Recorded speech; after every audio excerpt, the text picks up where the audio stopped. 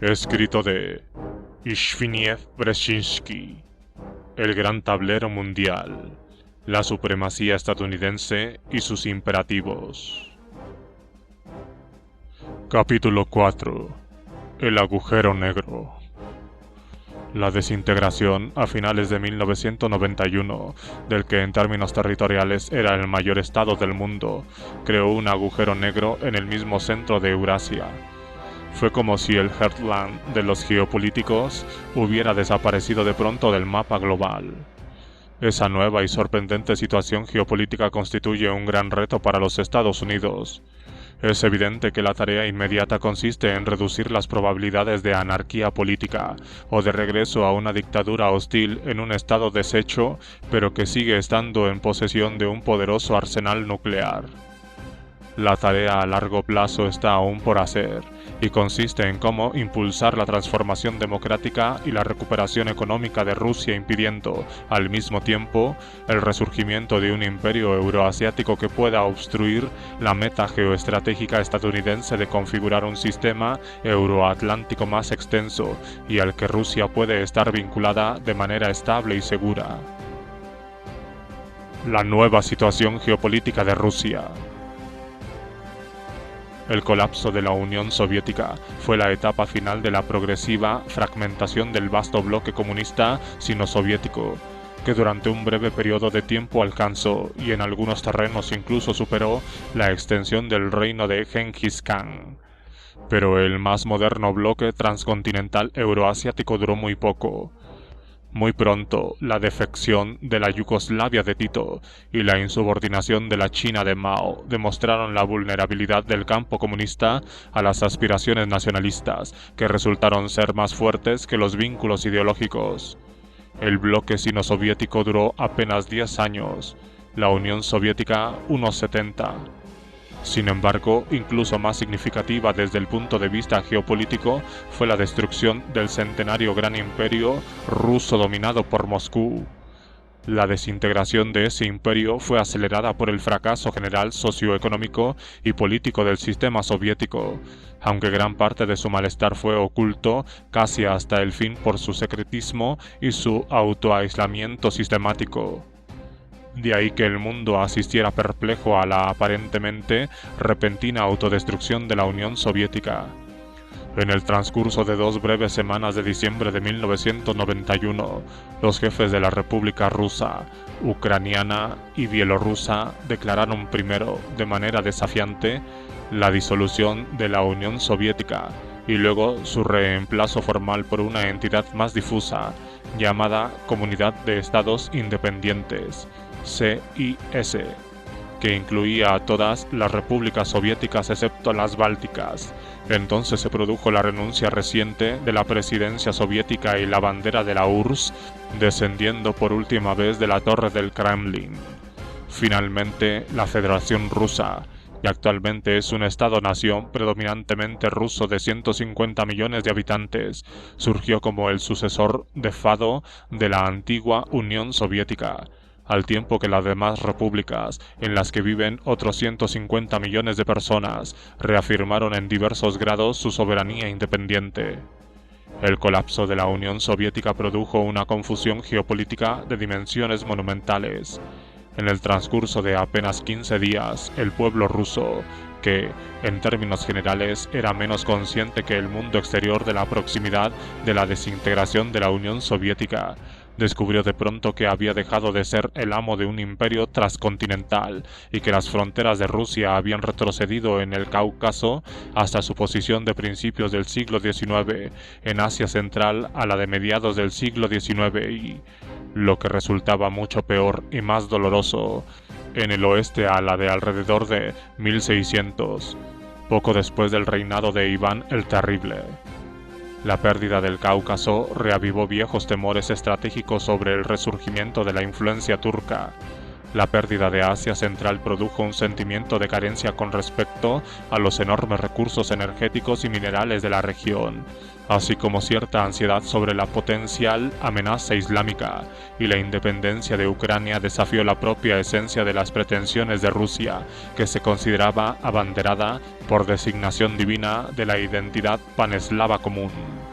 El espacio en el que durante varios siglos estuvo instalado el imperio de los zares y durante 3/4 de siglo una Unión Soviética dominada por Rusia pasó a ser ocupada por una docena de estados que, en su mayoría, excepto Rusia, estaban muy poco preparados para asumir una soberanía genuina y cuyo tamaño iba desde el de la relativamente extensa Ucrania, con sus 52 millones de habitantes, hasta Armenia, con 3.5 millones. La viabilidad de estos estados era incierta, en tanto que la voluntad de Moscú de acomodarse de manera permanente a la nueva realidad era igualmente impredecible. El choque histórico que sufrieron los rusos fue aún mayor por el hecho de que unos 20 millones de rusohablantes pasaron a ser habitantes de estados extranjeros, políticamente dominados por unas élites cada vez más nacionalistas y decididas a afirmar sus propias identidades tras décadas de rusificación más o menos coercitiva. El colapso del Imperio ruso creó un vacío de poder en el propio centro de Eurasia. La debilidad y la confusión no era solo la de los estados recientemente independizados, sino que en la propia Rusia el levantamiento produjo una crisis sistemática generalizada, acentuada por el intento simultáneo de acabar con el viejo modelo socioeconómico soviético. El trauma nacional empeoró con la intervención militar rusa en Tayikistán, impulsada por los temores de que se produjera una toma de poder musulmana de ese estado recientemente independizado, y aumentó mucho con la trágica, brutal y altamente costosa, en términos políticos y económicos, intervención en Chechenia. Lo más doloroso de todo fue que el estatus internacional de Rusia quedó significativamente degradado, con lo que una de las dos superpotencias del mundo pasó a ser considerada por muchos como poco más que un poder regional tercermundista, aunque todavía en posesión de un importante, pero cada vez más anticuado arsenal nuclear. El vacío geopolítico aumentó debido a la escala de la crisis social de Rusia.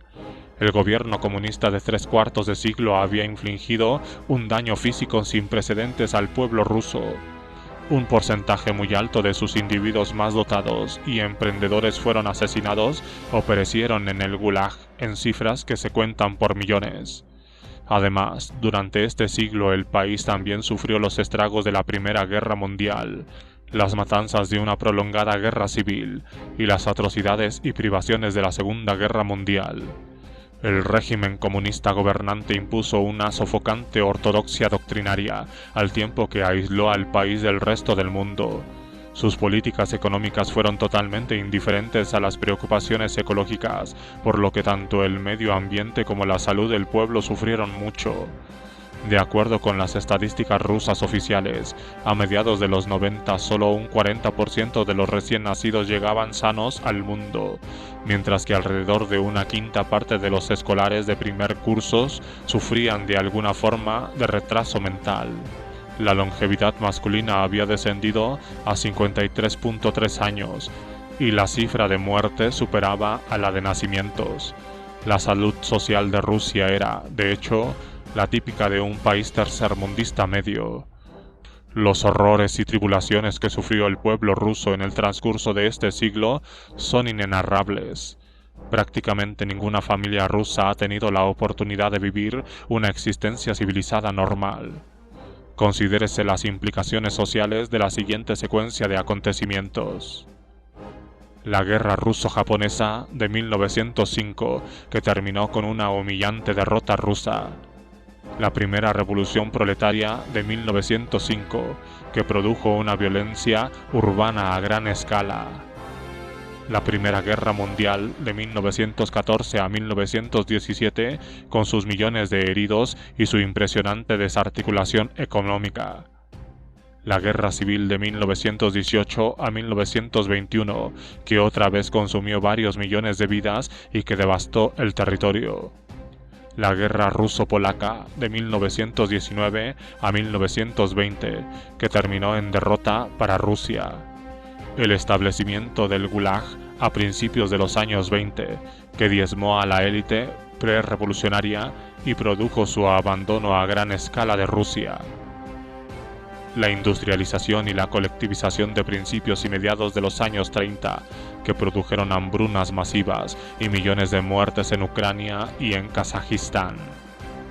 Las grandes purgas y el terror de mediados y fines de los años 30, con millones de personas encarceladas en campos de trabajo, más de 1 millón de fusilados y varios millones de muertos por malos tratos. La Segunda Guerra Mundial de 1941 a 1945, que produjo millones de víctimas militares y civiles y una gran devastación económica. La reimposición del terror stalinista a finales de 1940, que incluyó otra vez arrestos a gran escala y ejecuciones frecuentes. La guerra de armamentos de 40 años con los Estados Unidos, que duró desde fines de los años 40 hasta finales de los 80, con sus efectos de empobrecimiento social. Los esfuerzos económicamente agotadores para proyectar el poder soviético en el Caribe, en el Oriente Medio y en África durante la década de los 70 y de los 80. La debilitadora guerra de Afganistán de 1979 a 1989. La repentina desintegración de la Unión Soviética, seguida de desórdenes civiles, de una dolorosa crisis económica y de la sangrienta y humillante guerra contra Chechenia. Además de la angustiosa inquietud, especialmente para la élite política rusa, causada por la crisis interna rusa y la pérdida de estatus internacional, también la situación geopolítica rusa resultó negativamente afectada. En el oeste, como consecuencia de la desintegración de la Unión Soviética, las fronteras rusas resultaron alteradas de una manera muy dolorosa y la esfera de influencia política rusa se redujo significativamente. Los estados bálticos habían sido controlados por Rusia desde el siglo XVIII y la pérdida de los puertos de Ring y de Tallinn hizo que el acceso ruso al mar Báltico quedara más limitado y sujeto a las heladas invernales. Aunque Moscú logró mantener una posición políticamente dominante en Bielorrusia, independientemente desde el punto de vista formal pero muy rusificada, no era nada seguro que el contagio nacionalista no ganara el combate también allí. Y más allá de las fronteras de la ex Unión Soviética, el colapso del Pacto de Varsovia hizo que los ex estados satélites de Europa Central, principalmente Polonia, estuvieran pronto gravitando en torno a la OTAN y a la Unión Europea.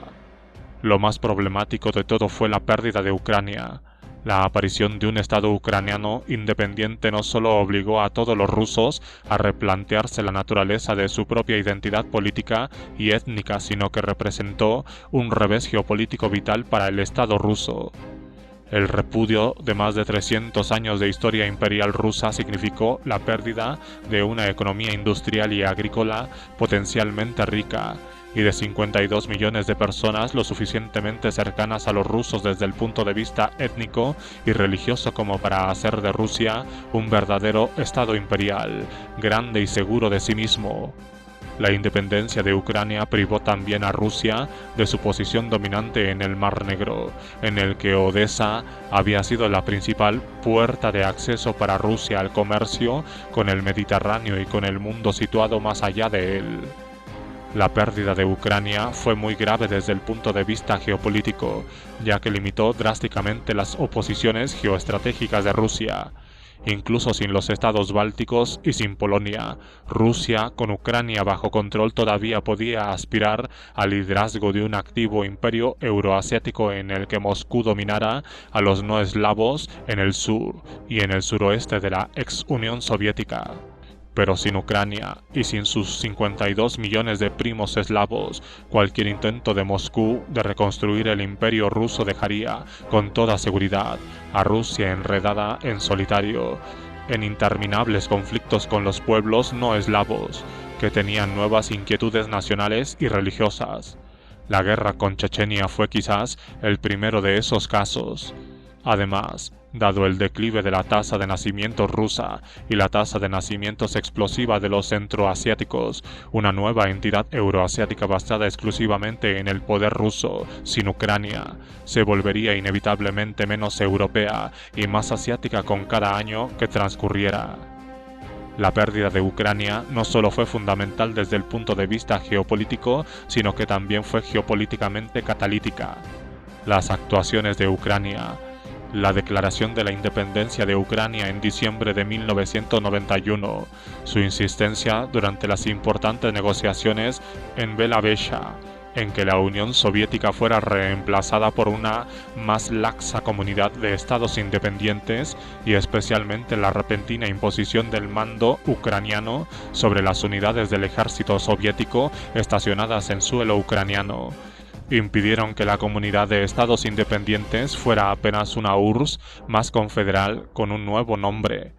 La autodeterminación política ucraniana dejó estupefacta a Moscú y constituyó un ejemplo que las demás repúblicas soviéticas siguieron, aunque en principio más tímidamente.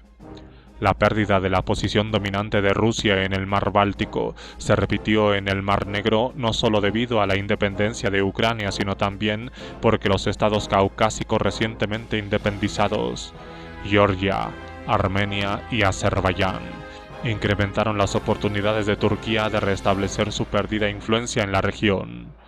Antes de 1991, el Mar Negro era el punto de partida para la proyección del poder naval ruso hacia el Mediterráneo.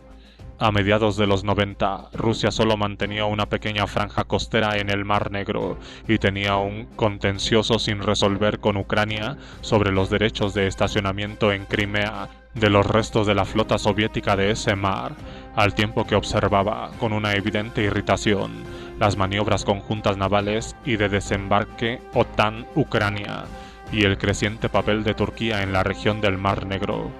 Rusia sospechaba también que Turquía había proporcionado una efectiva ayuda a la resistencia chechena. Más hacia el sudeste, la agitación geopolítica produjo un cambio igualmente significativo en el estatus de la cuenca del Mar Caspio y, en general, de Asia Central, antes del colapso de la Unión Soviética. El Mar Caspio era, en efecto, un lago ruso, con un pequeño sector al sur que caía dentro del perímetro iraní. Con la emergencia de un Azerbaiyán independiente y muy nacionalista, reforzado por la llegada de ansiosos inversores petrolíferos occidentales y de unos igualmente independientes Kazajistán y Turkmenistán, Rusia pasó a ser tan solo uno más de los 5 aspirantes a hacerse con las riquezas de la cuenca del Mar Caspio. Ya no pudo confiar en que podría disponer para sí de esos recursos. El surgimiento de los estados independientes de Asia Central hizo retroceder a la frontera sudoriental rusa más de 500 kilómetros hacia el norte en algunos puntos. Los nuevos estados pasaron a controlar unos vastos depósitos minerales y energéticos, susceptibles de atraer intereses extranjeros.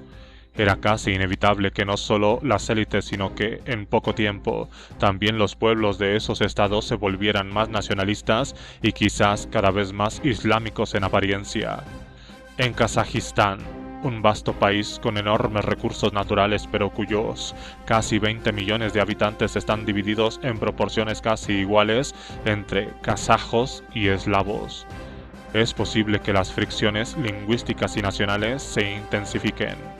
Uzbekistán, con su población de 25 millones de habitantes mucho más homogénea desde el punto de vista étnico y el énfasis que pone sus líderes en las glorias históricas del país, se ha vuelto cada vez más activo en su reafirmamiento del nuevo estatus postcolonial de la región. Turkmenistán, que, gracias a la interposición de Kazajistán, no tiene ningún contacto territorial directo con Rusia, ha desarrollado activamente nuevos vínculos con Irán para disminuir su anterior dependencia con respecto al sistema de comunicaciones ruso para acceder a los mercados globales. Apoyados desde el exterior por Turquía, Irán, Pakistán y Arabia Saudí, los estados Asia Central no han estado dispuestos a negociar su nueva soberanía política, ni siquiera a cambio de una beneficiosa integración económica con Rusia, como muchos rusos esperaban. Como mínimo, es inevitable cierta tensión y hostilidad en las relaciones de estos países con Rusia, en tanto que los dolorosos procedentes de Chechenia y Tayikistán hacen suponer que no puede excluirse del todo algo peor. Para los rusos, el espectro de un conflicto potencial con los estados islámicos a lo largo de cualquier punto del flanco sur de Rusia, donde, contando a Turquía, Irán y Pakistán, hay más de 300 millones de personas, es necesariamente una fuente de gran preocupación.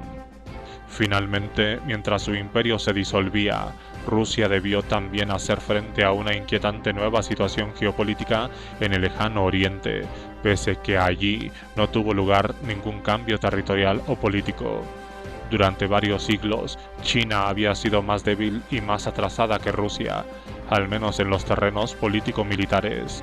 Ningún ruso preocupado por el futuro de su país y sorprendido por los grandes cambios de esta década puede ignorar el hecho de que China está en camino de convertirse en un estado más avanzado, más dinámico y con más éxito que Rusia.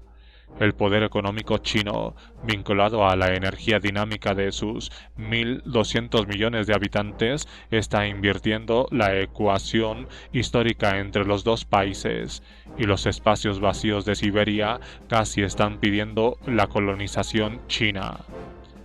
Esta asombrosa nueva realidad no podía menos que afectar la percepción rusa de seguridad en la región del lejano oriente, así como los intereses rusos en Asia Central.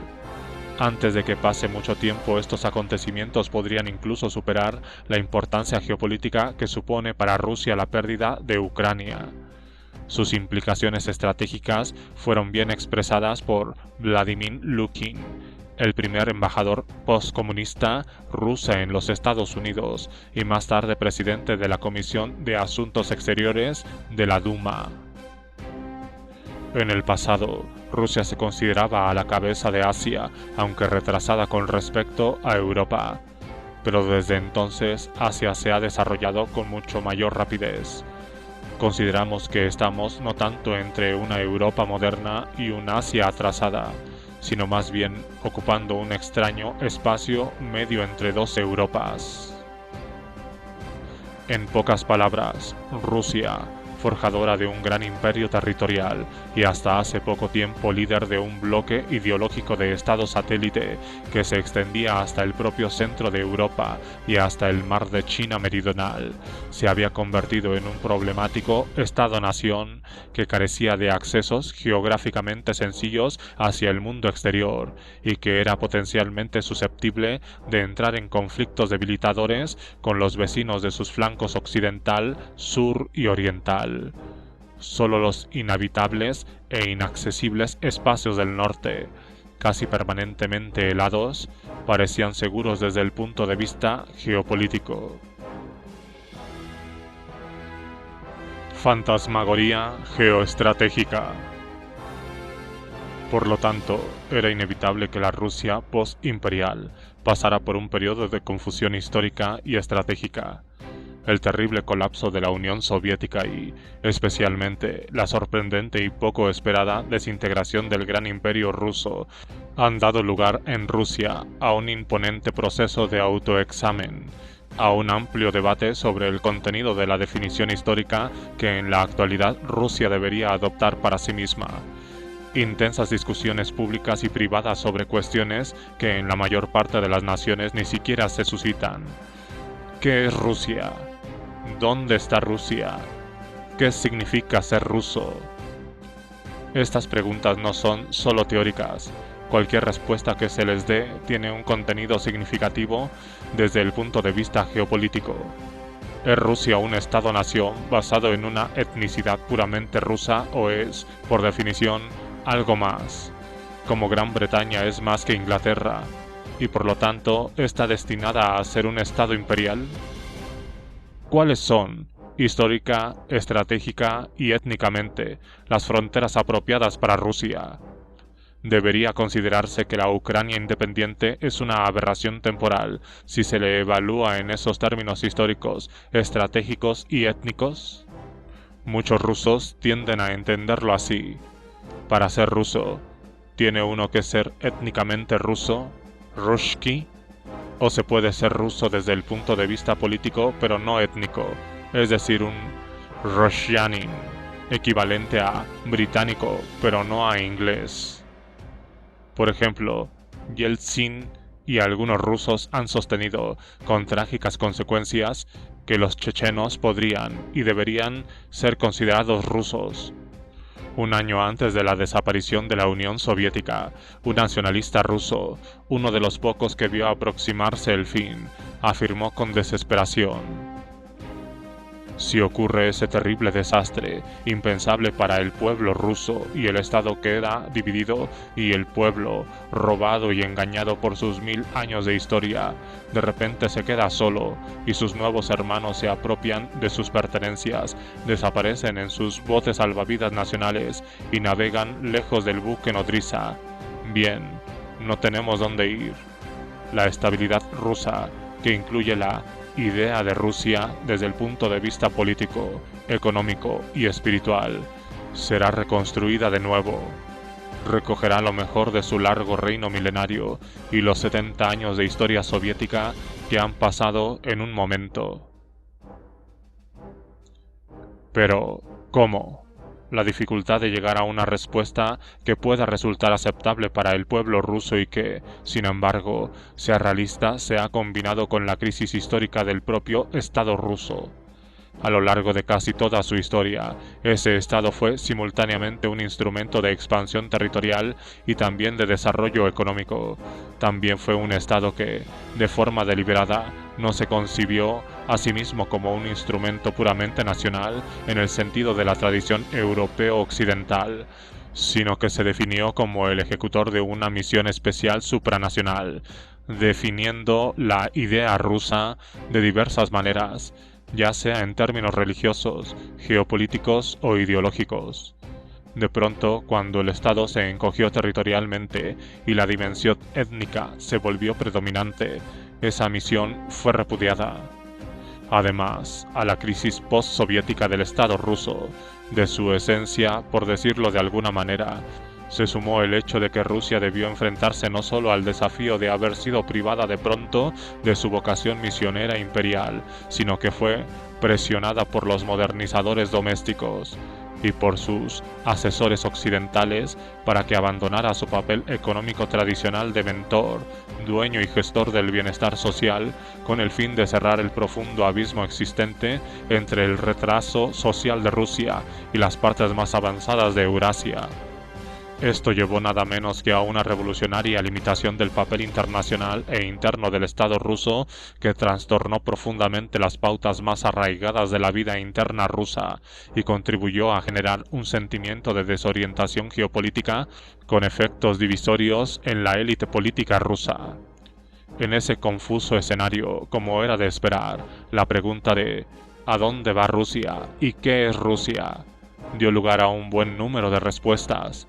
La extensa situación geográfica euroasiática de Rusia ha predispuesto a la élite rusa a pensar en términos geopolíticos desde hace mucho tiempo.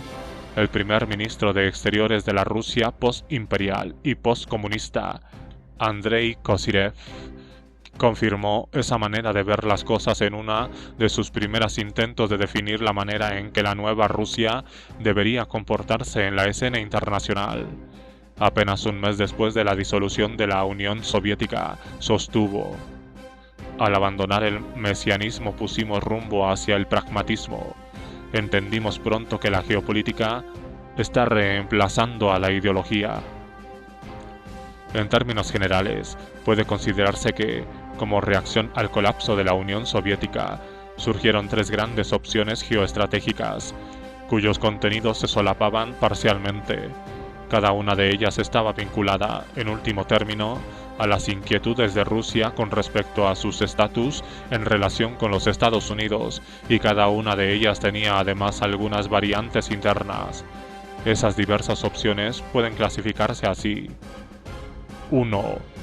Prioridad a la asociación estratégica madura con Estados Unidos, expresión que, para algunos de sus partidarios, era en realidad una clave para referirse al condominio global. 2.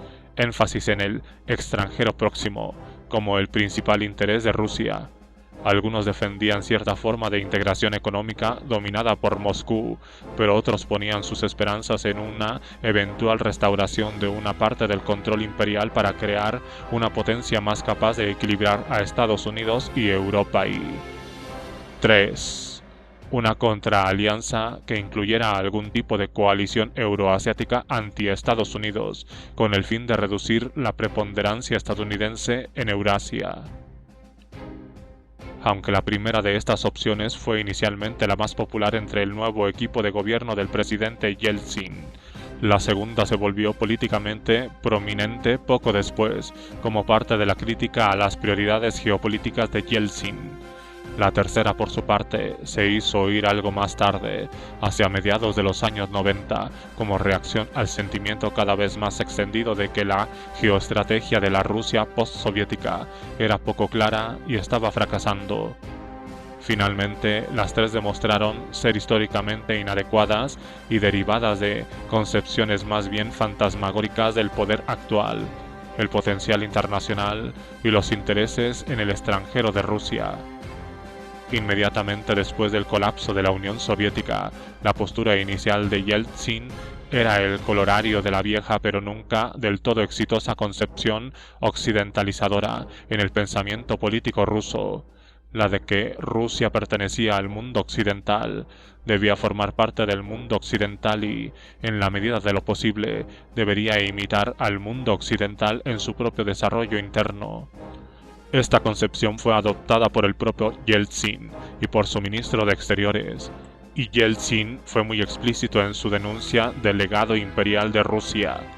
En un discurso en Kiev, el 19 de noviembre de 1990, pronunció unas palabras que los ucranianos o los chechenos podrían luego volver contra él, declarando con elocuencia: Rusia no aspira a convertirse en el centro de ninguna especie de nuevo imperio. Rusia entiende mejor que otros lo pernicioso que puede resultar ser ese papel, puesto que lo desempeñó durante mucho tiempo. ¿Qué ganó con ello? ¿Los rusos fueron más libres por eso? ¿Más ricos? ¿Más felices? La historia nos ha enseñado que un pueblo que domina a otros no puede ser afortunado.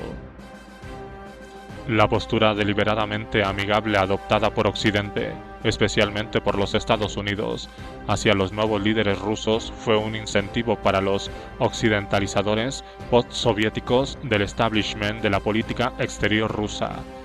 Reforzó sus inclinaciones proestadounidenses y sedujo personalmente a sus miembros. Los nuevos líderes se sentían halagados de tratarse de tú a tú con los principales decisores políticos de la única superpotencia mundial, y les fue fácil engañarse a sí mismos y pensar que también ellos eran los líderes de una superpotencia. Cuando los estadounidenses lanzaron el eslogan de la asociación estratégica madura entre Washington y Moscú, a los rusos les pareció que un nuevo condominio democrático ruso-estadounidense, en reemplazo de la vieja contienda, había sido consagrado. Ese condominio tendría un alcance global. Gracias a él, Rusia sería no solo la sucesora legal de la ex Unión Soviética, sino el socio de facto de un arreglo global basado en una auténtica igualdad. Los líderes rusos nunca dejaron de insistir que ello significaba no solo que el resto del mundo debía reconocer a Rusia como el igual de los Estados Unidos, sino que ningún problema global podía ser abordado o resuelto sin la participación o permiso de Rusia. Aunque no se dijo abiertamente, en esta ilusión también estaba implícita la idea de que Europa Central seguiría siendo, de alguna manera, incluso por elección propia, una región especialmente cercana a Rusia desde el punto de vista político. La disolución del Pacto de Varsovia y del Comecon no daría lugar a que sus exmiembros fueran atraídos a la órbita de la OTAN o hacia la de la Unión Europea. Mientras tanto, la ayuda occidental permitiría al gobierno ruso llevar a cabo reformas internas, apartar al Estado de la vida económica y permitir la consolidación de las instituciones democráticas. la recuperación económica de Rusia, su estatus especial como socio igualitario de los Estados Unidos y su genuino atractivo llevarían a los estados recientemente independizados de la nueva comunidad de estados independientes, agradecidos de que Rusia no los estuviera amenazando y cada vez más conscientes de los beneficios que le reportaría algún tipo de unión con Rusia, a iniciar un proceso de integración económica y más tarde política con Rusia, realzando así también la influencia y el poder de Rusia. El problema de esta manera de ver las cosas es que no era realista, ni desde el punto de vista internacional ni desde el interno. Si bien el concepto de asociación estratégica madura resultaba halagador, era también engañoso. Los Estados Unidos no tenían intenciones de compartir el poder global con Rusia y tampoco podrían haberlo hecho de haberlo querido. La nueva Rusia era, sencillamente, demasiado débil, estaba demasiado devastada por los 3/4 de siglo de gobierno comunista y estaba socialmente demasiado atrasada como para poder ser un verdadero socio global. Desde el punto de vista de Washington, Alemania, Japón y China eran tan o más importantes e influyentes que Rusia. Además, con respecto a algunas de las principales cuestiones geoestratégicas que representaban intereses nacionales para los Estados Unidos, Europa, el Oriente Medio y el Lejano Oriente, Estados Unidos y Rusia distaban de tener las mismas aspiraciones. Una vez que, de manera inevitable, las diferencias empezaron a salir a la superficie, la desproporción en poder político, capacidad financiera, innovación tecnológica y atractivo cultural hizo que la asociación estratégica madura sonara a hueco, y un número cada vez mayor de rusos pasaron a interpretarla como un intento deliberado de engañar a Rusia. Quizás esa desilusión podría haberse evitado si antes, durante la luna de miel de Estados Unidos y Rusia, los Estados Unidos hubieran apoyado la idea de la expansión de la OTAN y al mismo tiempo le hubieran ofrecido a Rusia un trato que no podía rechazar, es decir, una relación cooperativa especial entre Rusia y la OTAN.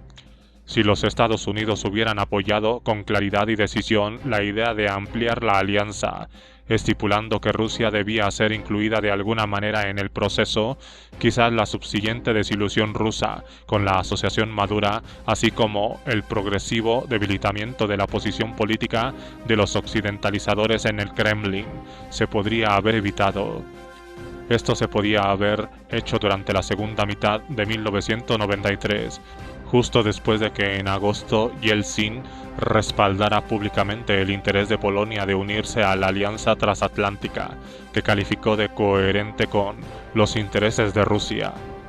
En lugar de ello, la administración Clinton, que en ese momento aún tenía una política de Rusia primero, agonizó durante 2 años más, mientras el Kremlin cambiaba de tono y se volvía cada vez más hostil hacia las intenciones emergentes pero indecisas de Washington de ampliar la OTAN.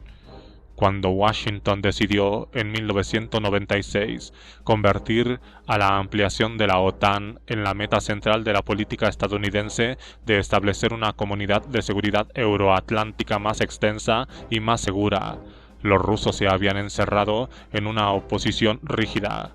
Por lo tanto, el año 1993 debe considerarse como el de la pérdida de una oportunidad histórica. Debe de admitirse que no todas las preocupaciones rusas con respecto a la expansión de la OTAN carecían de legitimidad o estaban motivadas por la malevolencia. No cabe duda de que algunos de los que se oponían a la expansión, especialmente militares rusos, tenían una mentalidad propia de la Guerra Fría y consideraban que la expansión de la OTAN no era una parte integral del propio crecimiento de Europa, sino más bien el avance hacia Rusia de una alianza liderada por los Estados Unidos y todavía hostil. Parte de la élite de la política exterior rusa, en su mayoría formada por exoficiales soviéticos, mantuvo el viejo punto de vista geoestratégico de que no había lugar en Eurasia para los Estados Unidos y de que la expansión de la OTAN estaba impulsada en gran medida por el deseo estadounidense de aumentar su esfera de influencia. Parte de su oposición también se derivaba de la esperanza de que una Europa central no vinculada a la alianza volviera algún día a la esfera de influencia geopolítica de Moscú, una vez Rusia hubiera recuperado su salud. Pero muchos demócratas rusos temían también que la expansión de la OTAN dejara a Rusia fuera de Europa, sometida al ostracismo político y considerada indigna de formar parte del marco institucional de la civilización europea. La inseguridad cultural se añadió a los temores políticos, con lo que la expansión de la OTAN pareció la culminación de la vieja política occidental de aislar a Rusia, de dejarla sola en el mundo y vulnerable a sus muchos enemigos. Además, los demócratas rusos no captaron, sencillamente, ni la profundidad del rencor de los centroeuropeos con respecto al medio siglo de dominación de Moscú, ni su deseo de formar parte de un sistema euroatlántico mayor. Bien mirado, es probable que ni la desilusión ni el debilitamiento de los occidentalizadores rusos hubiera podido evitarse. Sobre todo la nueva élite rusa, bastante dividida de por sí y con su presidente y su primer ministro incapaces de proporcionar un liderazgo geoestratégico coherente, no pudo definir claramente lo que la nueva Rusia quería en Europa, ni valorar de manera realista las verdaderas limitaciones de la debilidad rusa. Los demócratas políticamente activos no tuvieron el valor de afirmar que una Rusia democrática no era incompatible con la ampliación de la comunidad democrática transatlántica y que deseaban estar asociada a ella. El engaño de un estatus global compartido con Estados Unidos hizo difícil para la élite política de Moscú abandonar la idea de que Rusia mantuviera una posición geopolítica privilegiada, no solo en la región de la propia ex Unión Soviética, sino incluso en la de los ex-estados satélites centroeuropeos. Estos acontecimientos fueron aprovechados por los nacionalistas, quienes en 1994 estaban empezando a recuperar sus voces, y por los militaristas, quienes para ese entonces se habían convertido en un apoyo interno crucialmente importante para Yeltsin. Su estridencia cada vez mayor y sus reacciones a veces amenazadoras ante las aspiraciones de los centroeuropeos no hicieron más que intensificar la determinación de los ex-estados satélites, que tenían muy presente su reciente liberación del dominio ruso, de acceder al refugio seguro de la OTAN. El abismo entre Washington y Moscú creció más aún debido a la negativa del Kremlin a renegar de todas las conquistas de Stalin. A la opinión pública occidental, especialmente en los países escandinavos, pero también en los Estados Unidos, le inquietaba especialmente la ambigüedad de la actitud rusa con respecto a las repúblicas bálticas. Aunque reconocían su independencia y no las presionaron para que se adhirieran a la Comunidad de Estados Independientes, los líderes democráticos rusos recurrían incluso a amenazas para obtener tratos preferenciales para la gran comunidad de colonos rusos que había sido deliberadamente instalada en esos países durante los años stalinistas. El panorama era aún más negro debido a la clara falta de voluntad del Kremlin de denunciar el pacto secreto germano-soviético de 1939, que señaló el camino de la incorporación forzosa de esas repúblicas a la Unión Soviética. Incluso 5 años después del colapso soviético, los portavoces del Kremlin insistieron, en el comunicado oficial del 10 de septiembre de 1996, en que en 1940 los Estados Unidos bálticos habían ingresado voluntariamente en la Unión Soviética. La élite rusa postsoviética también había esperado, aparentemente, que Occidente colaborara con la restauración del papel central ruso en el espacio postsoviético, o al menos que no la dificultara. Por eso tomaron a mal la disposición de Occidente a ayudar a los estados postsoviéticos, recientemente independizados, a consolidar su existencia política propia, aunque advirtieron que una confrontación con los Estados Unidos es una opción que debería evitarse.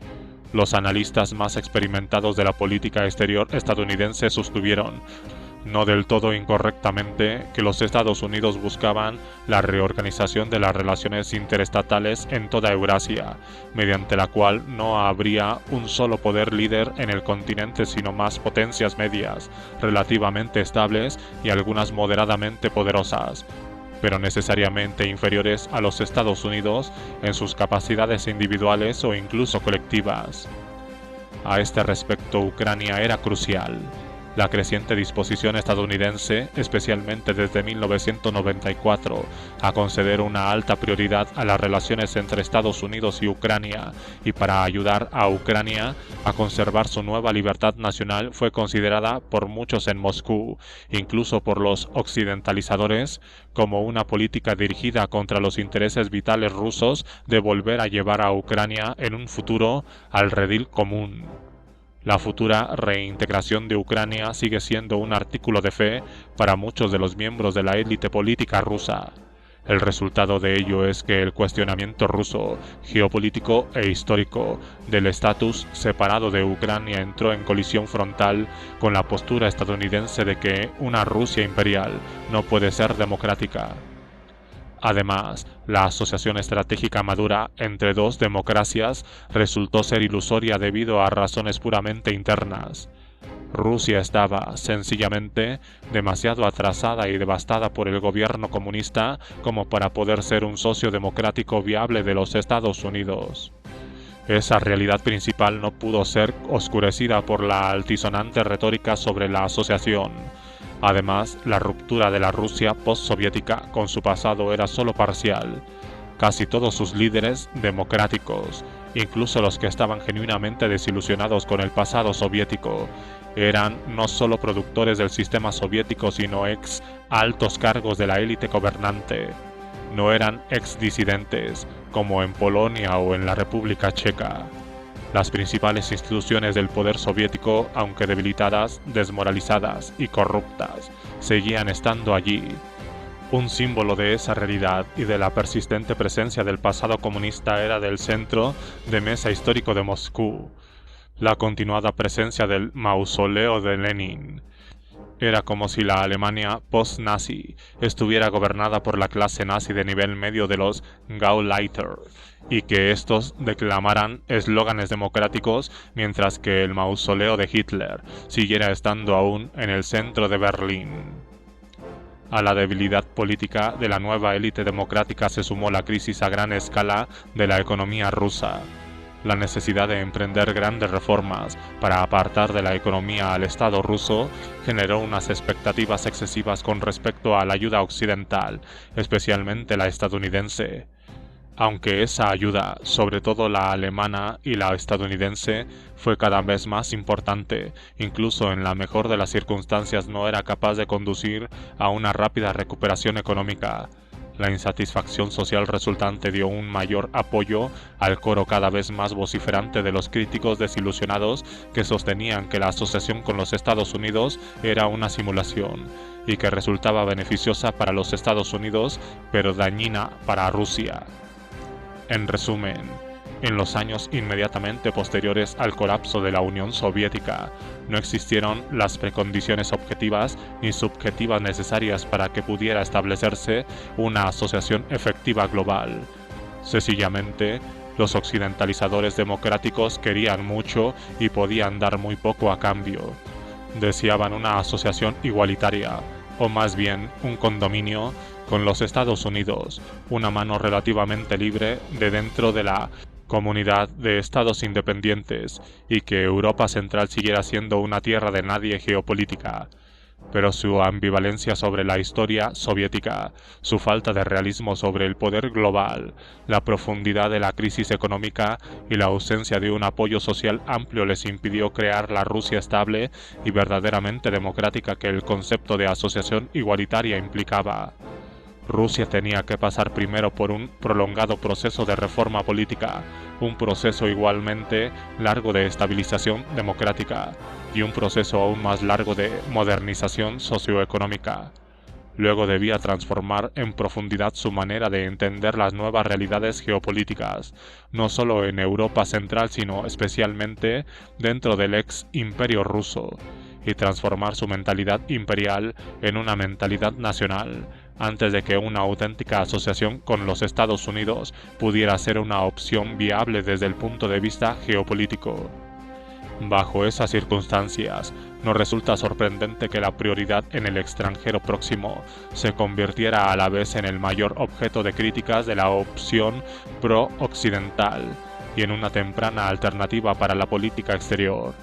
Estaba basada en el argumento de que el concepto de asociación ocultaba lo que debería ser más importante para Rusia, a saber, sus relaciones con las ex repúblicas soviéticas. La expresión extranjero próximo se convirtió en un código que usaban los defensores de una política que pondría el énfasis, ante todo, en la necesidad de reconstruir algún tipo de marco viable, con Moscú como el centro de toma de decisiones en el espacio geopolítico que había ocupado antes la Unión Soviética. Esta premisa dio lugar a un amplio acuerdo acerca de que la política de concentrarse en Occidente, especialmente en los Estados Unidos, daba pocas ganancias y costaba demasiado, ya que permitía a Occidente explotar más fácilmente las oportunidades creadas por el colapso de la Unión Soviética. Sin embargo, la defensa de la idea del extranjero próximo era un gran paraguas bajo el cual se agrupaban varias concepciones geopolíticas diferentes. Incluía no solo a los funcionalistas y deterministas económicos, con algunos de los occidentalizadores, que creían que la comunidad de estados independientes podría evolucionar hasta convertirse en una versión liderada por Moscú de la Unión Europea, sino también a otros que veían en la integración económica solo una de las distintas herramientas de restauración imperial que podían usarse, bien bajo el paraguas de la comunidad de estados independientes o a través de los acuerdos especiales formulados en 1996 entre Rusia y Bielorrusia, o entre Rusia, Bielorrusia, Kazajistán y Kirguistán. También incluían a los eslavófilos románticos que abogaban por una unión eslava de Rusia, Ucrania y Bielorrusia y, por último, a los que proponían que la noción, hasta cierto punto mística, de eurasianismo se convirtiera en la definición sustancial de la misión histórica perdurable de Rusia. En su acepción más restringida, la prioridad en el extranjero próximo contenía el supuesto perfectamente razonable de que primero Rusia debía concentrarse en las relaciones con los estados recientemente independizados, sobre todo teniendo en cuenta que todos seguían atados a ella por las realidades de la política deliberadamente emprendida por los soviéticos de promover la interdependencia económica entre sí. Esto era sensato tanto económica como geopolíticamente. El espacio económico común, del cual los nuevos líderes rusos hablaban a menudo, era una realidad que no podía ser ignorada por los líderes de los estados recientemente independizados.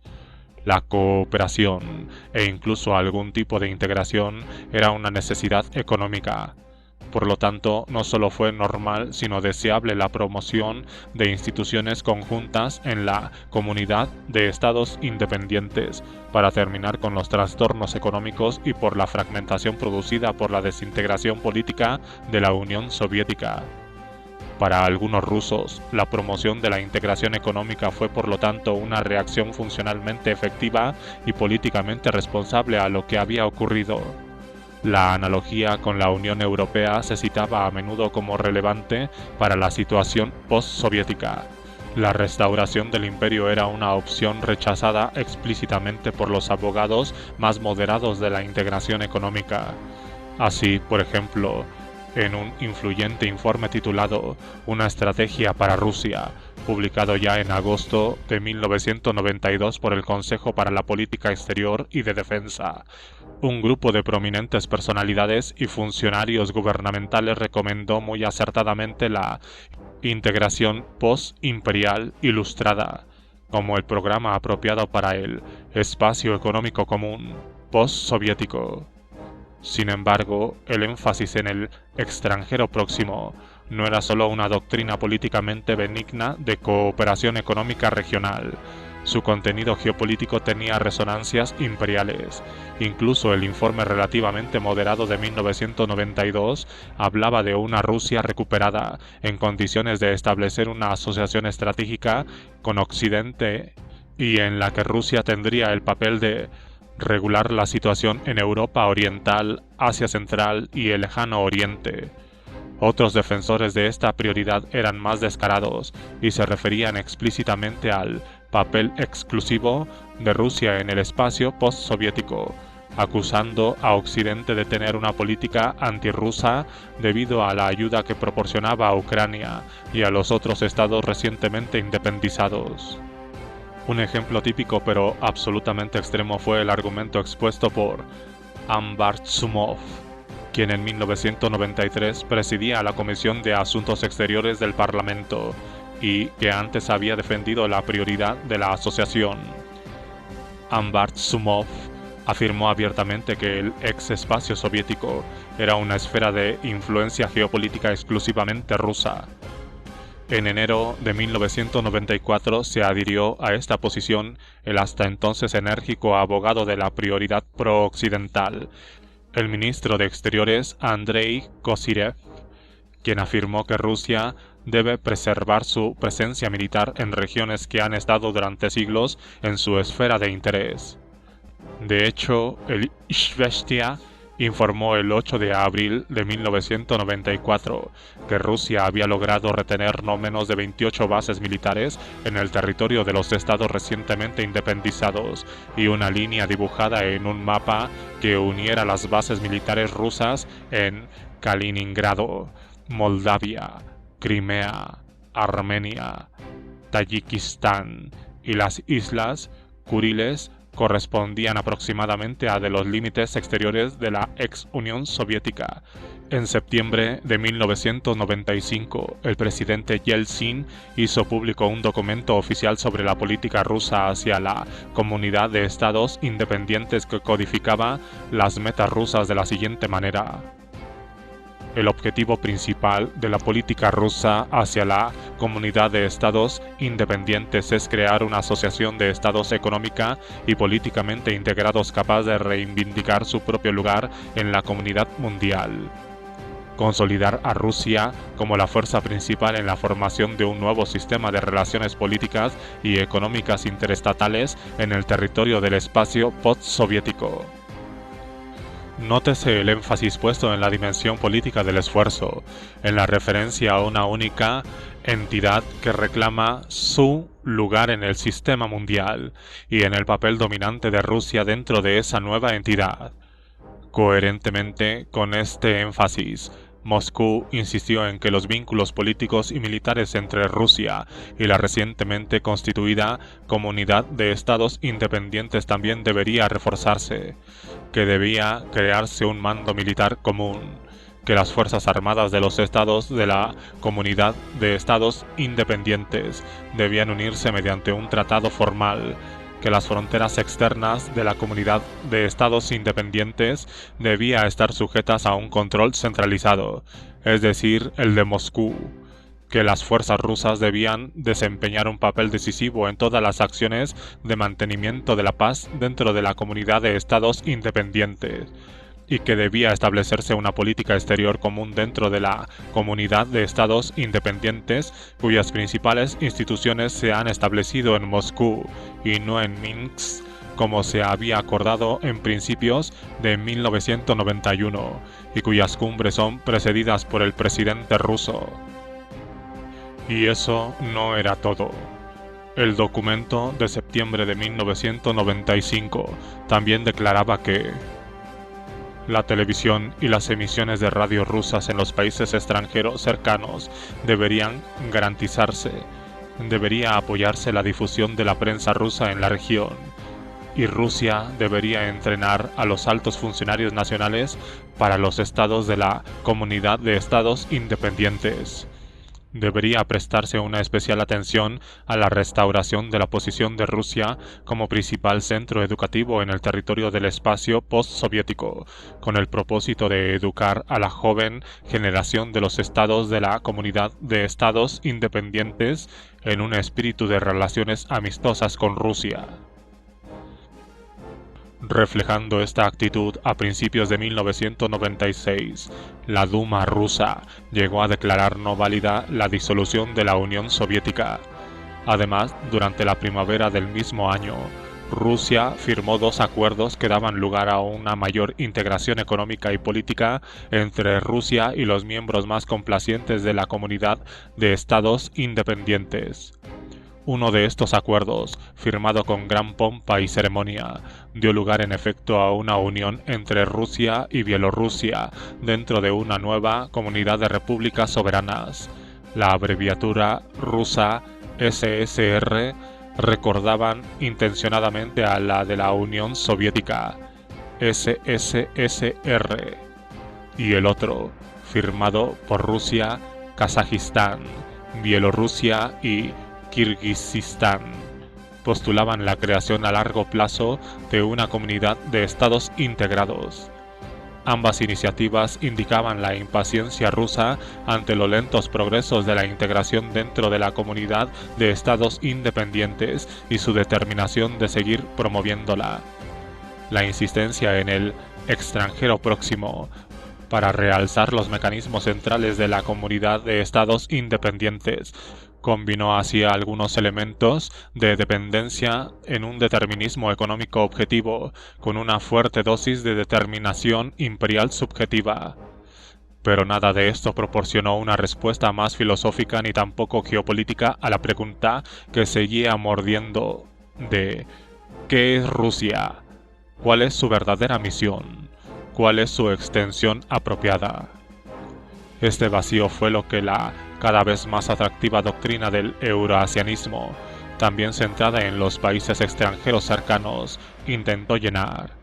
El punto de partida para esta orientación, definida en una terminología más bien cultural e incluso mística, era la premisa de que, geopolítica y culturalmente, Rusia no es ni lo bastante europea ni lo bastante asiática y que, por lo tanto, tiene una identidad euroasiática propia que la distingue.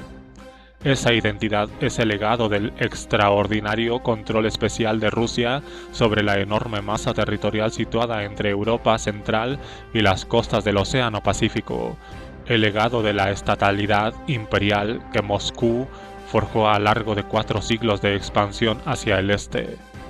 Esa expansión provocó la asimilación con Rusia de una vasta población no rusa y no europea, creándose así una singular personalidad política y cultural euroasiática.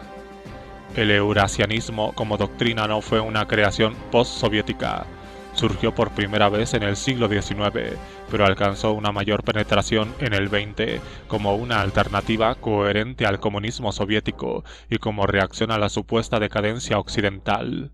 Los emigrados rusos fueron especialmente activos en la propagación de la doctrina como alternativa a la sovietización. Se dieron cuenta de que el despertar nacional de los no rusos dentro de la Unión Soviética requería una doctrina supranacional amplia, si se quería evitar que una eventual caída del comunismo condujera también a la desintegración del viejo gran imperio ruso. Ya a mediados de los años 20, este argumento fue expuesto convincentemente por el príncipe Trubetskoy, uno de los principales exponentes del euroasianismo, quien escribió que el comunismo era, de hecho, una versión disfrazada del europeísmo, ya que destruía las bases espirituales y la singularidad nacional de la vida rusa y propagaba el marco de referencia materialista que gobierna en la actualidad tanto en Europa como en América. Nuestra tarea es crear una cultura completamente nueva, nuestra propia cultura que no se parecerá a la civilización europea. Cuando Rusia deje de ser un reflejo distorsionado de la civilización europea, cuando vuelva a ser ella misma nuevamente, Rusia, Eurasia, la heredera consciente y la aportadora del gran legado de Gengis Khan. Esa manera de ver las cosas encontró una audiencia entusiasta en el confuso escenario postsoviético.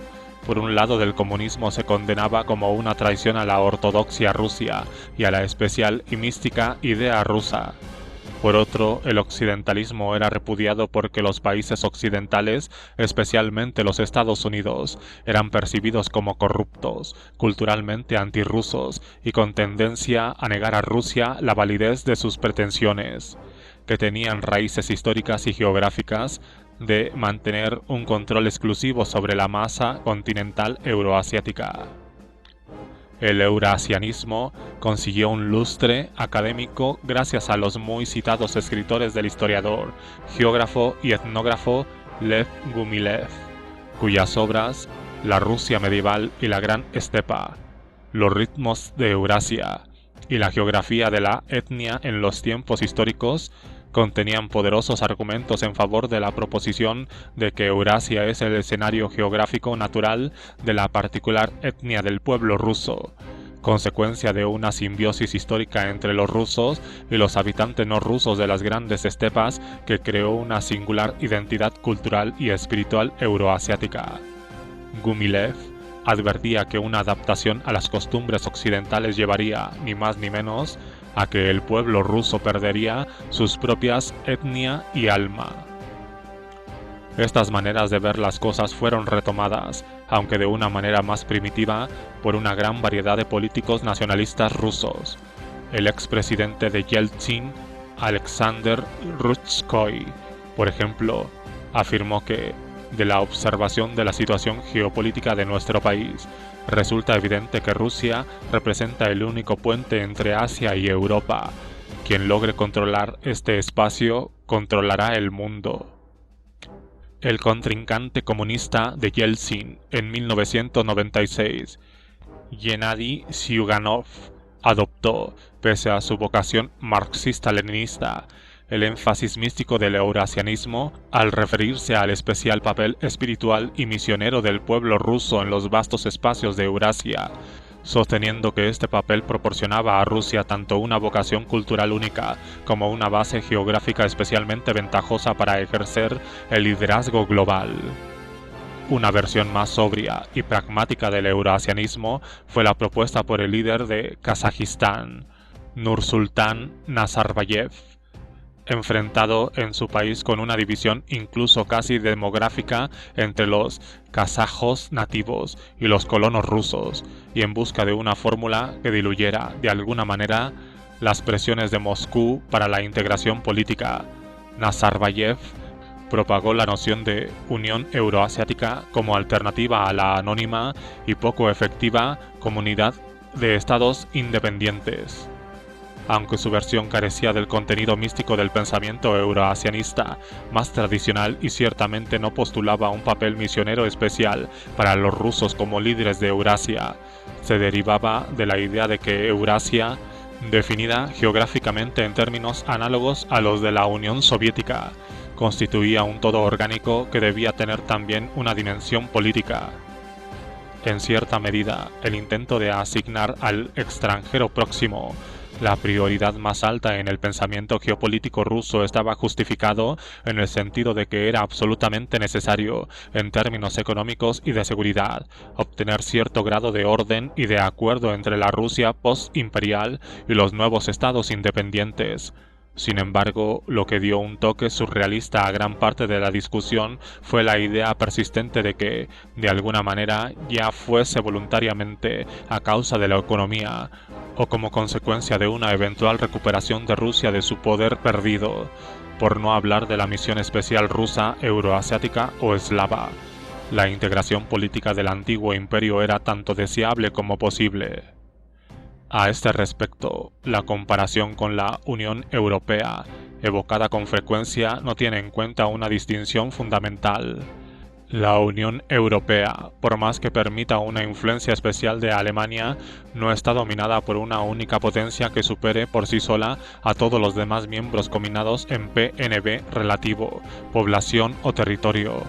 La Unión Europea tampoco es la sucesora de un imperio nacional, con unos miembros liberados que abrigan importantes sospechas de que la integración sea una palabra en clave para referirse a una renovada subordinación.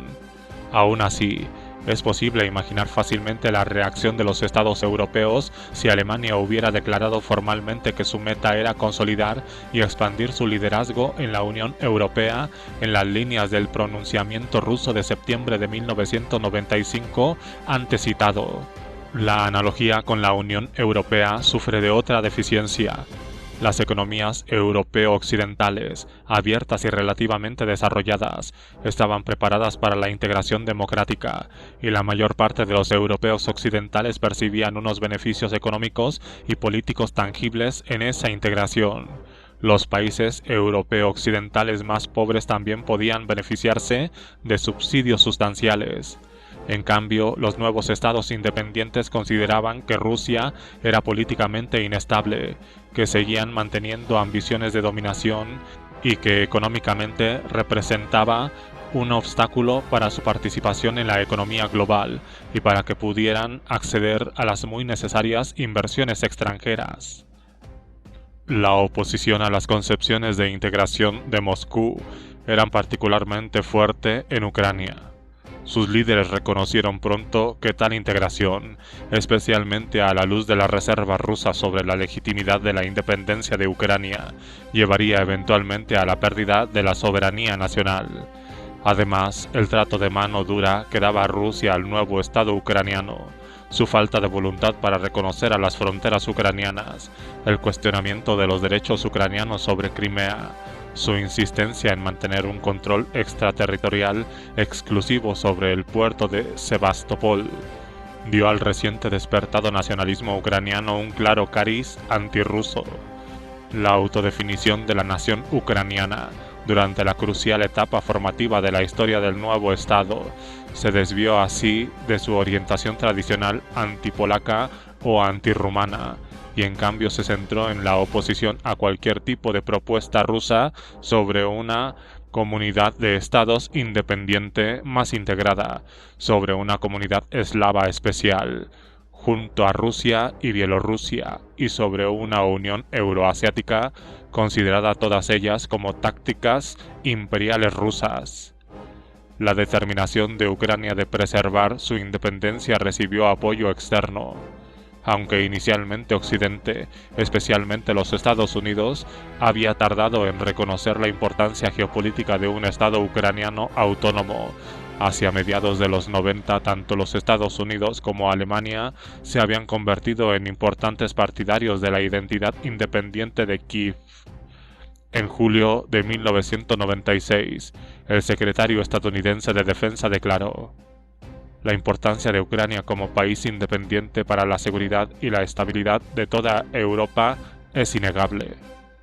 Mientras que en septiembre el canciller alemán, a pesar de su fuerte apoyo al presidente Yeltsin, fue aún más lejos al declarar que la firme posición que ocupa Ucrania en Europa no puede ser cuestionada por nadie. Nunca más se podrá discutir la independencia y la integridad territorial de Ucrania. Los decisores políticos estadounidenses describieron también la relación entre Estados Unidos y Ucrania como una asociación estratégica, usando deliberadamente la misma frase con la que se describió a la relación entre Estados Unidos y Rusia. Como ya se ha indicado, la opción de una restauración imperial basada bien en la comunidad de estados independientes, bien en el euroasianismo, no era viable sin la participación de Ucrania. Un imperio sin Ucrania haría de Rusia una entidad más asiática y más distante de Europa. Además, el eurasianismo tampoco le resultaba particularmente atractivo a los estados centroasiáticos recientemente independizados, en su mayoría nada ansiosos de entablar una nueva unión con Moscú. Uzbekistán fue particularmente activo en su apoyo a las objeciones ucranianas con respecto a elevar a la comunidad de estados independientes a la categoría de entidad supranacional, y en su oposición a las iniciativas rusas que pretendían realzar a la comunidad de estados independientes. Otros estados de la comunidad de estados independientes, también inquietos sobre las intenciones de Moscú, tendieron a agruparse en torno a Ucrania y Uzbekistán para oponerse o evadir las presiones moscovitas sobre una integración política y militar más estrecha. Además, en todos los nuevos estados, el sentido de conciencia nacional era cada vez más profundo. Esa conciencia estaba cada vez más centralizada en el repudio a la pasada sumisión a Moscú, tachada de colonialista, y en la erradicación de sus diversos legados. Así, incluso el étnicamente vulnerable Kazajistán se unió a los demás estados centroasiáticos en el reemplazo del alfabeto cirílico por la escritura latina, según la adaptación que Turquía había hecho antes. A mediados de 1990, en efecto, había surgido un bloque informal bajo el cauto liderazgo de Ucrania, que comprendía a Uzbekistán, Turkmenistán, Azerbaiyán y a veces también a Kazajistán, Georgia y Moldavia, que se oponía a los intentos rusos de usar la comunión de estados independientes como una herramienta de integración política. La insistencia de Ucrania en limitar la integración y en que ésta fuera ante todo económica tuvo el efecto de desposeer a la idea de una unión eslava de todo significado práctico. Esta idea, que había sido propagada por algunos eslavófilos y a la que el apoyo de Alexander Solzhenitsyn le había dado prominencia, perdió su significado geopolítico al ser repudiada por Ucrania. La Unión Eslava dejaba a Bielorrusia solo con Rusia y también implicaba la posible división de Kazajistán, cuyas regiones del norte, de población rusa, eran candidatas a integrar tal unión. Es comprensible que esa opción no tranquilizara a los nuevos gobernantes de Kazajistán y que no hicieran más que intensificar el impulso antirruso de su nacionalismo. Para Bielorrusia, una unión eslava sin la participación de Ucrania significaba ni más ni menos la incorporación a Rusia, lo que encendió también los sentimientos más volátiles de resentimiento nacionalista. Esos obstáculos externos a la política hacia el extranjero próximo se vieron muy reforzados por una importante restricción interna, la de la actitud del pueblo ruso. Pese a la retórica y a la agitación política entre la élite política en torno a la misión especial de Rusia en el espacio del antiguo imperio, el pueblo ruso, en parte por un claro cansancio, pero también debido a un puro sentido común, demostró poco entusiasmo ante cualquier programa ambicioso de restauración imperial. Los rusos estaban a favor de tener unas fronteras abiertas, un comercio abierto, libertad de movimientos y de que la lengua rusa tuviera un estatus especial, pero la integración política, especialmente si suponía costes económicos o requería derramamientos de sangre, despertaba poco entusiasmo. La desintegración de la Unión fue lamentada. Se estaba a favor de su restauración, pero las reacciones del pueblo a la guerra en Chechenia indicaron que cualquier política que fuera más allá de la aplicación de influencia económica o presión política carecería de apoyo popular. En pocas palabras, la inadecuación geopolítica última de la prioridad en el extranjero próximo se debió a que Rusia no era lo suficientemente fuerte desde el punto de vista político como para imponer su voluntad y no era lo suficientemente atractiva desde el punto de vista económico como para seducir a los nuevos estados. Las presiones de Rusia solo los impulsó a buscar más vínculos externos, primero y ante todo con Occidente, pero en algunos casos también con China y con los países islámicos clave al sur. Cuando Rusia amenazó con formar su propio bloque militar en respuesta a la expansión de la OTAN, surgió la pregunta de ¿con quién?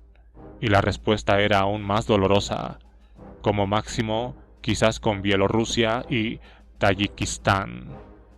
Los nuevos estados tendían más bien a mostrarse cada vez más desconfiados, incluso en relación con formas perfectamente legítimas y necesarias de integración económica con Rusia, ya que temían sus potenciales consecuencias políticas.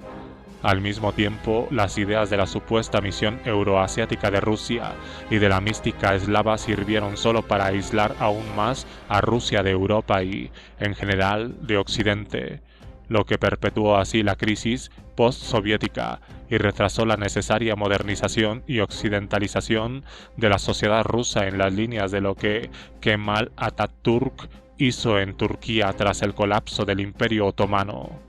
La opción del extranjero próximo no fue para Rusia una solución geopolítica, sino una ilusión geopolítica.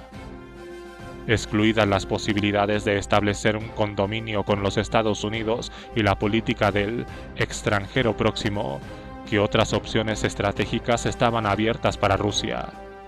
El fracaso de la orientación hacia Occidente para llegar a la deseada coigualdad global con los Estados Unidos de una Rusia democrática, un eslogan más que una realidad, desilusionó a los demócratas, mientras que el reticente reconocimiento de que la integración del viejo imperio era, en el mejor de los casos, una posibilidad remota, hizo que algunos geopolíticos rusos cayeran en la tentación de acariciar la idea de establecer algún tipo de contraalianza contra la posición hegemónica estadounidense en Eurasia. A principios de 1996, el presidente Yeltsin reemplazó a su ministro de Exteriores Kozyrev, orientado hacia Occidente por el más experimentado pero también más ortodoxo ex especialista en el comunismo internacional, Evgeny Primakov, cuyos intereses a largo plazo han sido Irán y China. Algunos comentaristas rusos especularon sobre que la orientación de Primakov podría precipitar el esfuerzo de formar una nueva coalición antihegemónica formada en torno a las tres potencias más interesadas desde el punto de vista geopolítico en reducir la primacía estadounidense en Eurasia. Algunos de los viajes y comentarios iniciales de Primakov reforzaron esa impresión. Además, el actual comercio de armamento entre China e Irán, así como la disposición de Rusia a cooperar con los esfuerzos de Irán para mejorar su acceso a la energía nuclear, parecían proporcionar una perfecta oportunidad para abrir un diálogo político más estrecho y para una eventual alianza. El resultado, al menos en teoría, uniría a la principal potencia eslava del mundo, con la potencia islámica más militante del mundo y con la potencia asiática más poderosa y poblada del mundo, creándose así una potente coalición. El punto de partida necesario para proseguir esa opción de establecer una contraalianza era la renovación de la conexión bilateral entre China y Rusia, lo que permitiría capitalizar el resentimiento de las élites políticas de ambos estados hacia el surgimiento de los Estados Unidos como única superpotencia global. A principios de 1996, Yeltsin viajó a Pekín y firmó una declaración que denunciaba explícitamente las tendencias hegemónicas globales, con lo que estaba dando a entender que los dos estados se alinearían contra los Estados Unidos. En diciembre, el primer ministro chino Li Peng devolvió la visita, y ambas partes no solo reiteraron su oposición a un sistema internacional dominado por una potencia, sino que apoyaron el reforzamiento de las alianzas existentes. Los comentaristas rusos acogieron favorablemente estos acontecimientos, considerándolos como un cambio positivo en la correlación de poder global y como una respuesta apropiada al patrocinio estadounidense de la expansión de la OTAN. Algunos incluso parecían regocijados de que la alianza chino-rusa diera a los Estados Unidos su merecido castigo. Sin embargo, una coalición que alíe a Rusia tanto con China como con Irán solo puede desarrollarse si los Estados Unidos son lo suficientemente cortos de vista como para mantener un antagonismo simultáneo con China e Irán.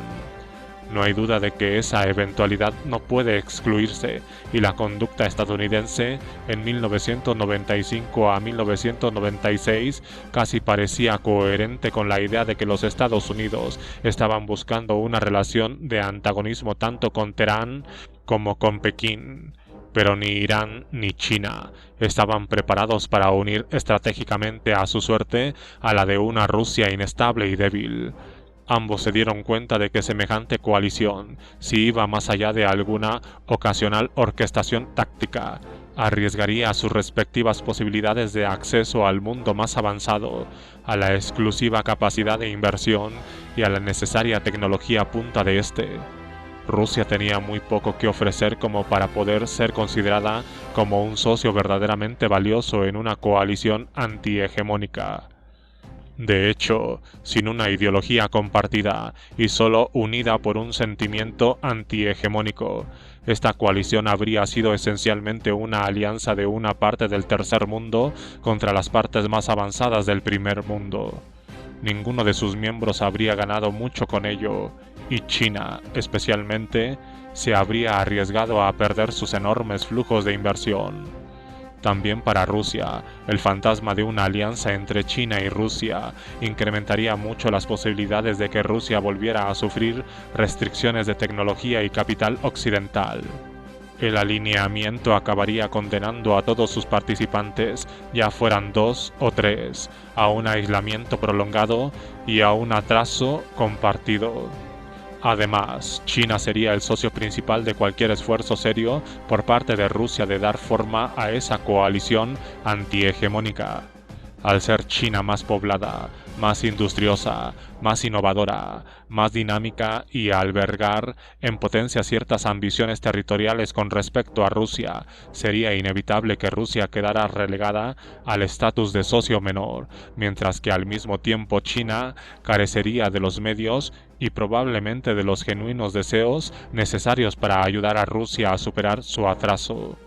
Así, Rusia se convertiría en un estado tapón entre una Europa en expansión y una China expansionista.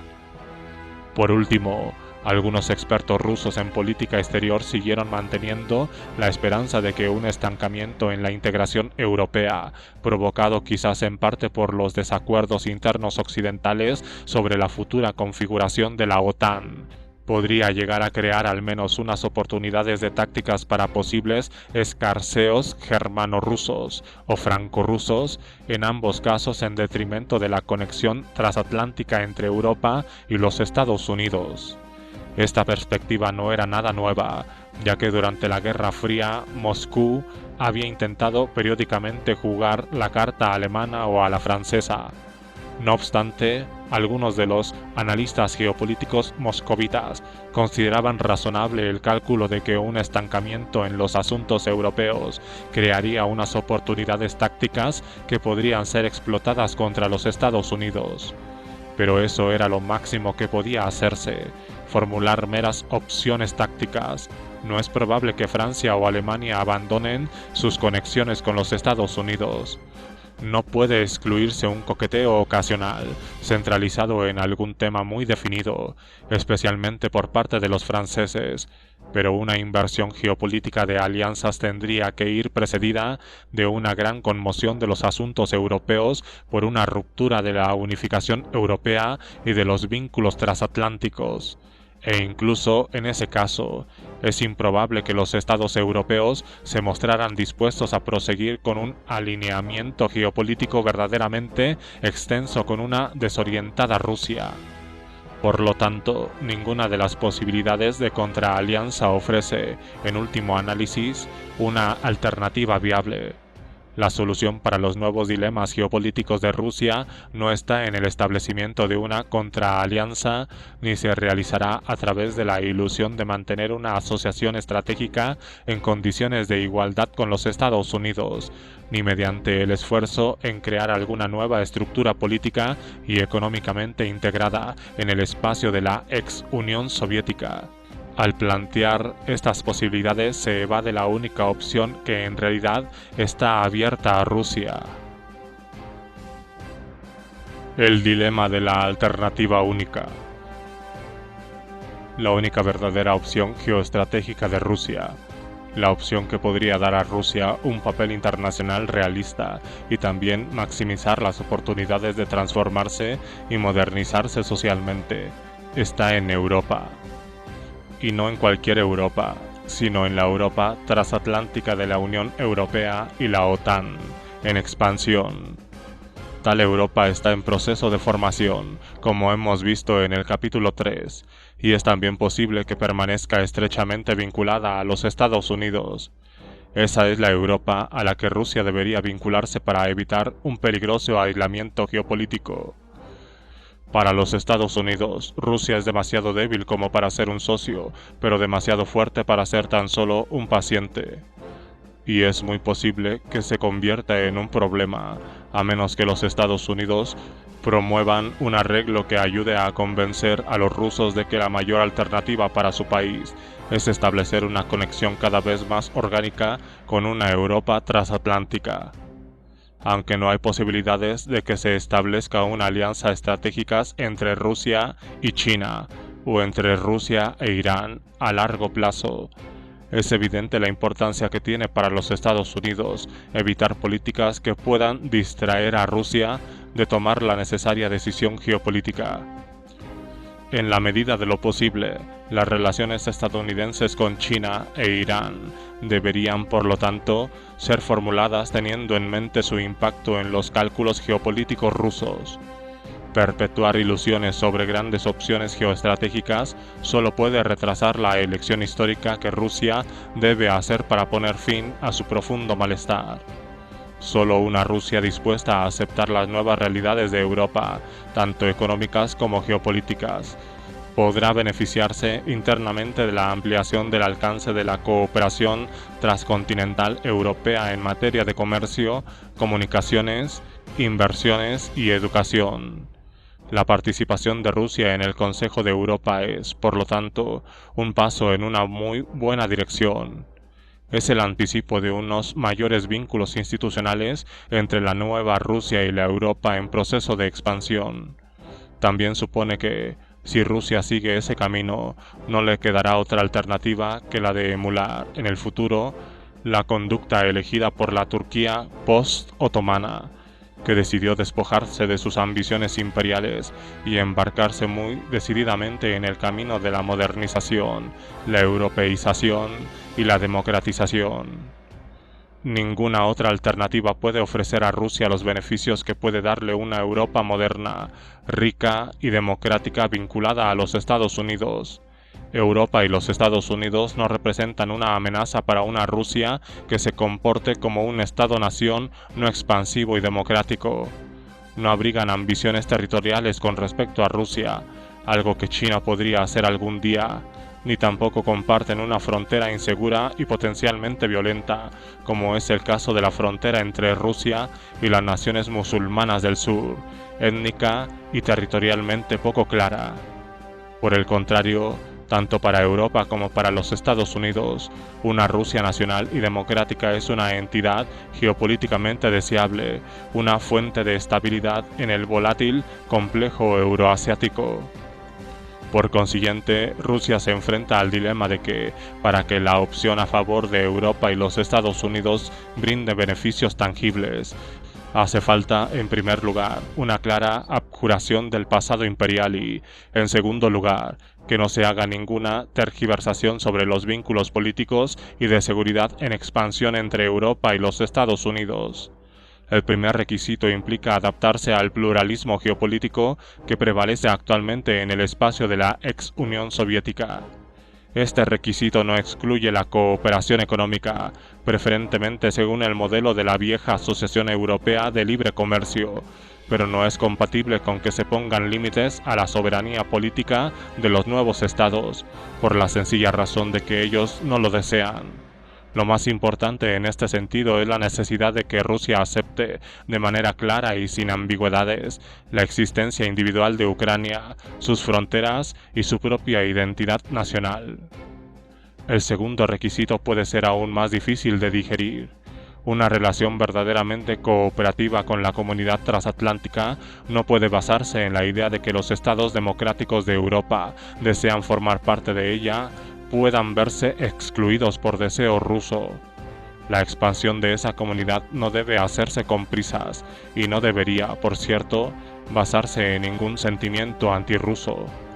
Pero no puede ni debe frenarse por un designio político que reflejaría un concepto anticuado de las relaciones de seguridad europeas. Una Europa democrática y en expansión debe ser un proceso histórico abierto que no debe estar sujeto a limitaciones geográficas políticamente arbitrarias. Para muchos rusos, el dilema de la alternativa única puede ser, en un principio y por algún tiempo más, demasiado difícil de resolver. Requerirá una enorme cantidad de voluntad política y quizás también la aparición de un líder excepcional, capaz de elegir y de articular la concepción de una Rusia democrática, nacional, verdaderamente moderna y europea. Puede que ello no ocurra en los próximos tiempos. Superar la crisis postcomunista y postimperial requerirá no solo más tiempo que el que hizo falta para la transformación postcomunista de Europa Central, sino también que surja un liderazgo político clarividente y estable. No hay ningún Atatürk ruso al alcance de la vista. No obstante, en el futuro los rusos deberán reconocer que la reedificación nacional de Rusia no es un acto de capitulación, sino un acto de liberación.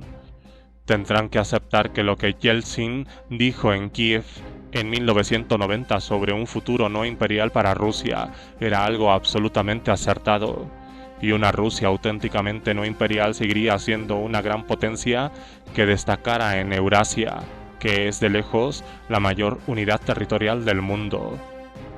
En cualquier caso, la redefinición de ¿qué es Rusia y dónde está Rusia? Se hará probablemente solo por etapas y exigirá una postura occidental sabia y firme. Los Estados Unidos y Europa tendrán que colaborar.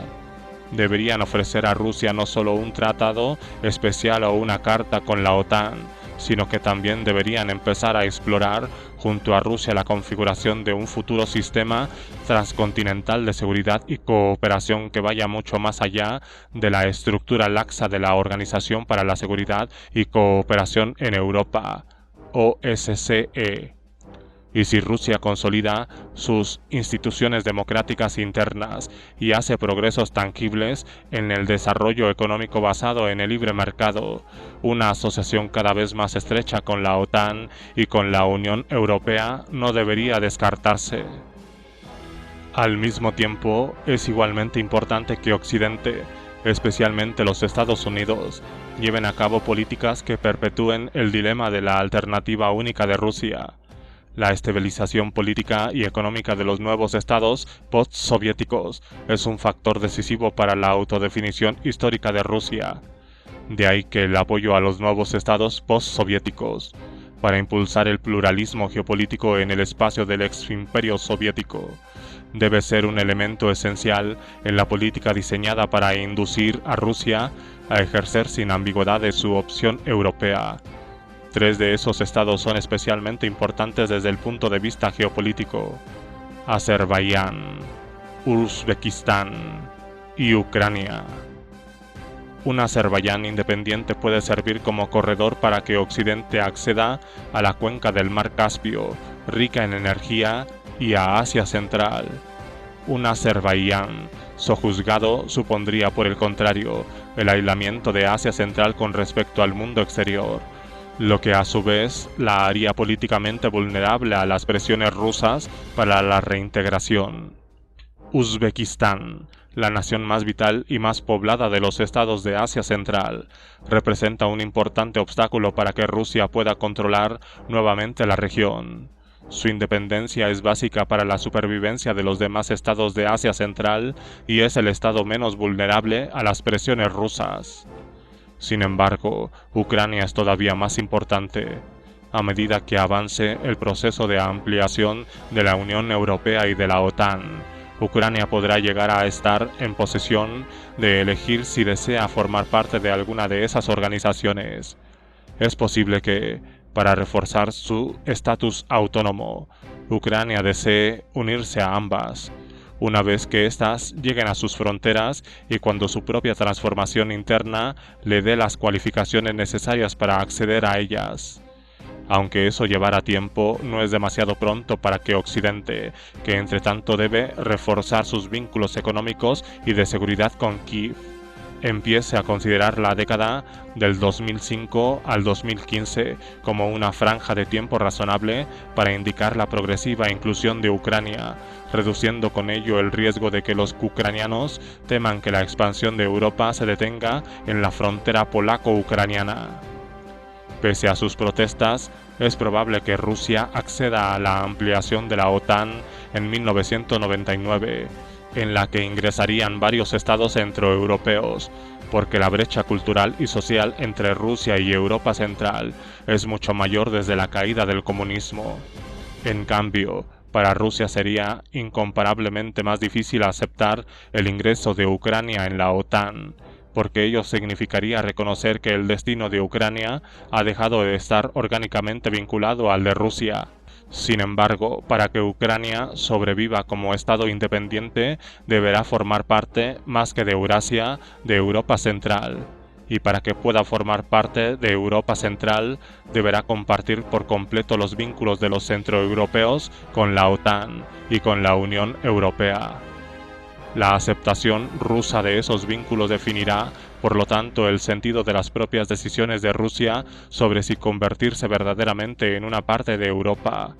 La negativa de Rusia equivaldría al rechazo de Europa en favor de una identidad y existencia solitariamente euroasiática. El factor clave que se debe tener en mente es que Rusia no puede estar en Europa si Ucrania no lo está, mientras que Ucrania puede estar en Europa sin que Rusia lo esté. Suponiendo que Rusia decida compartir su suerte con Europa, en último término la propia Rusia estará interesada en que Ucrania quede incluida en las estructuras europeas en expansión. No hay duda de que la relación entre Ucrania y Europa podría ser crucial para la propia Rusia, pero eso significa también que el momento definitorio para la relación de Rusia con Europa todavía está por llegar. Definitorio en el sentido de que la opción de Ucrania en favor de Europa obligaría a Rusia a tomar una decisión sobre la siguiente fase de su historia: ser también una parte de Europa o convertirse en un proscrito euroasiático, ni verdaderamente europeo ni verdaderamente asiático, y empantanado en los conflictos de su extranjero próximo. Debe esperarse que, en el marco de una relación de cooperación entre la Europa en expansión y Rusia, los vínculos bilaterales formales se convierten en unos lazos económicos, políticos y de seguridad más orgánicos y vinculantes. De este modo, en el transcurso de las 2 primeras décadas del próximo siglo XXI, Rusia podría convertirse progresivamente en una parte integral de una Europa que no solo incluyera a Ucrania, sino que llegara hasta los Urales e incluso más lejos. Una asociación de Rusia en las estructuras europeas y transatlánticas, o incluso alguna manera de participar en ellas, abriría a su vez las puertas a la inclusión de los 3 países caucásicos, Georgia, Armenia y Azerbaiyán, que tan ansiosamente desean establecer una conexión con Europa. No se podría predecir la velocidad que podría tener ese proceso, pero una cosa es cierta: progresará más rápidamente si se crea un contexto geopolítico que impulse el avance de Rusia en esa dirección y que, al mismo tiempo, impida otras tentaciones. Y cuanto más rápido avance Rusia hacia Europa, más pronto se llenará el agujero negro de Eurasia con una sociedad cada vez más moderna y democrática. No hay duda de que, para Rusia, el dilema de alternativa única ha dejado de ser una cuestión de decisión geopolítica y se ha convertido en una cuestión de hacer frente a los imperativos de la supervivencia.